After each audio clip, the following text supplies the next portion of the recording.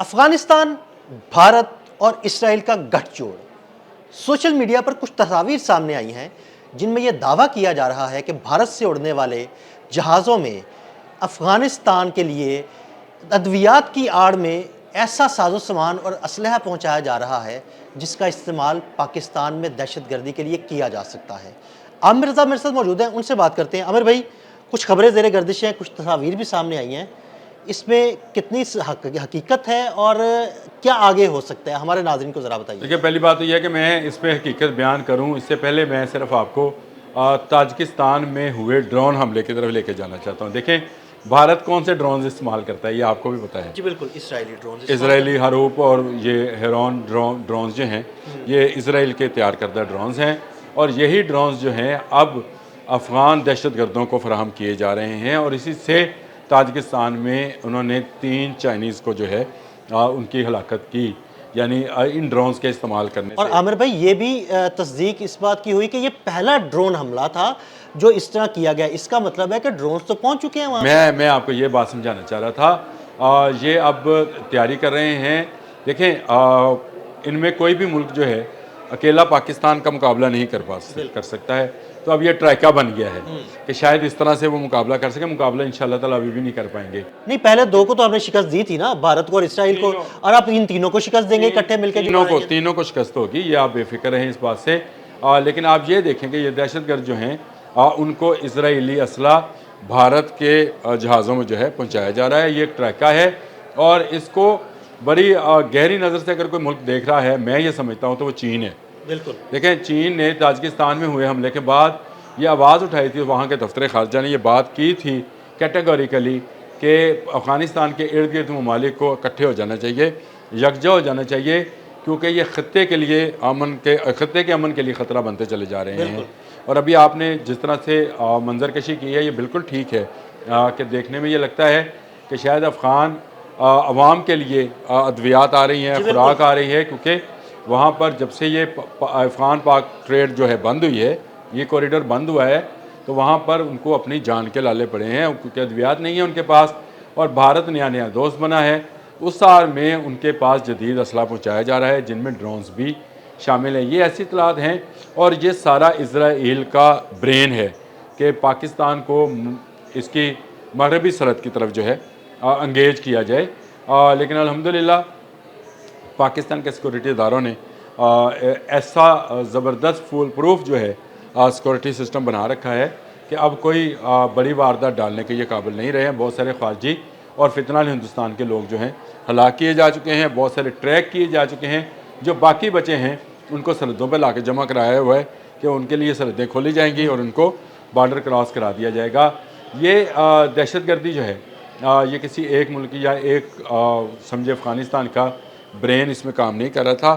Brain جو ہے یہ اس میں اسرائیل کا ہے، لینڈ بھارت کی استعمال ہو رہی ہے۔ یہی میں کہنا چاہ رہا تھا کہ اس میں جو برین ہے وہ اس کا ہے، اور جو فورس طاقت ہے وہ بھارت کی استعمال کی جا رہی ہے پہنچانے کی، اور آگے جو ہاتھ ہیں وہ طالبان کے ہیں، دہشت گردی کے ہاتھ۔ اگر بالکل آپ نے صحیح لفظ بولا کہ یہ جو دہشت گردی کے ہاتھ ہیں یہ افغانی ہیں۔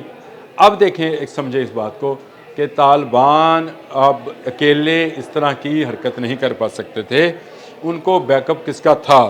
یہ اصل میں جنگ مئی کی طرف جائیں کہ جب ان کا وزیر خارجہ متقی جو تھا اس نے دورہ کیا تھا انڈیا کا، اور وہاں پر جا کر اس نے پاکستان کے خلاف بیانات دیے تھے۔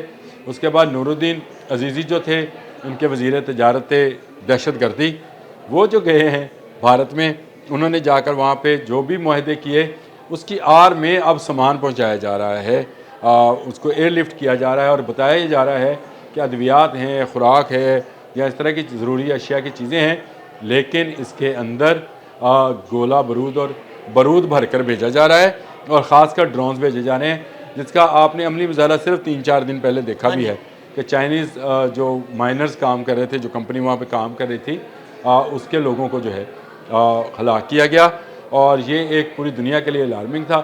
میں نے آپ کو پہلے بھی ذکر کیا، اب دوبارہ کر رہا ہوں کہ چائنیز نے اسی لیے کہا ہے کہ مل کر اس سارے جو دہشت گردی کا نیٹ ورک ہے इसकी सरकोबी के लिए काम आमिर करना भाई, चाहिए। चाइनीज़ इसलिए कह रहे हैं कि चाइनीज़ को अब बड़ी अच्छे तरीके से ये अंदाज़ा हो चुका है कि दरअसल पाकिस्तान और चाइना मुकम्मल तौर पर निशाना बनाए जा रहे हैं भारत की जानिब से अफ़गान हाथ इस्तेमाल करके। बिल्कुल आपने सही कहा, भारत जो है दोनों मुल्कों के ख़िलाफ़ जो है दहशतगर्दी करता रहता है, इधर चाइनीज़ के ख़िलाफ़ भी, इधर पाकिस्तान के ख़िलाफ़ भी।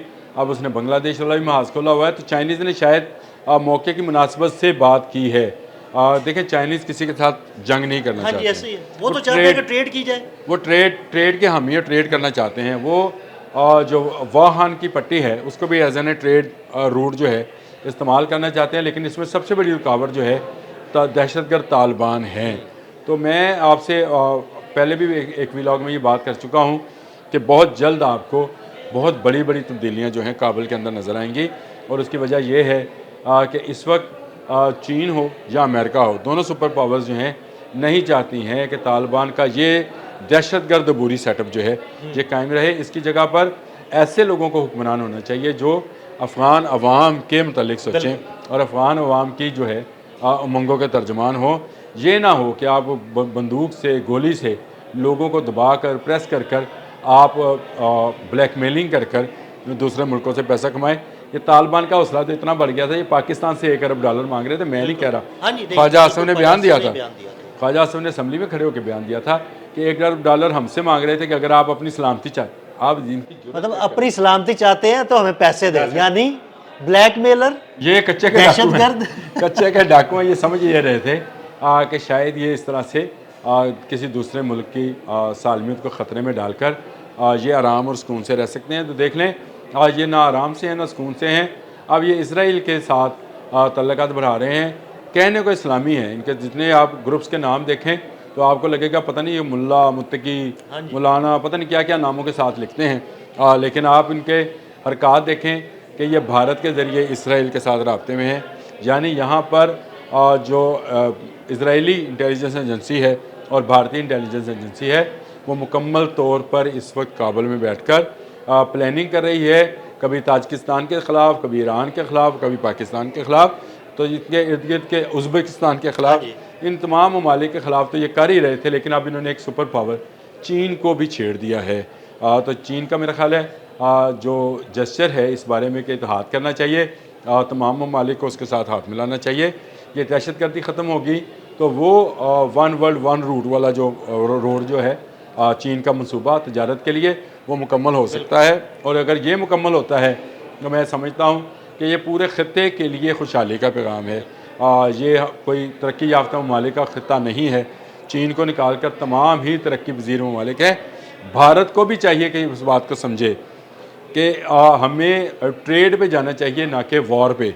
हमें ट्रेड वार में जाना चाहिए, यानी एक दूसरे के साथ अगर जंग है, ट्रेड तिजारत की जंग करें, तजारत की जंग करें, अपनी अशिया आप भेजें, तजारत करें, दूसरे की ख़रीदें, तभी आप जाकर ये काम कर सकते हैं। मेरा ख्याल है गलत इंटरप्रेट कर रहे हैं भारतीय अफ़गानियों को और गलत इंटरप्रेट कर रहे हैं इजरायली भारतीयों को। तो ये एक तरह का ट्राइका है जिसमें से जो है मुसल्लस बनती है, और वो मुसल्लस जो है इस्लाम दुश्मन मुसल्लस है, तजारत दुश्मन मुसल्लस है, ख़ित्ता दुश्मन मुसल्लस है। ये मुसल्लस किसी के हक़ में नहीं है।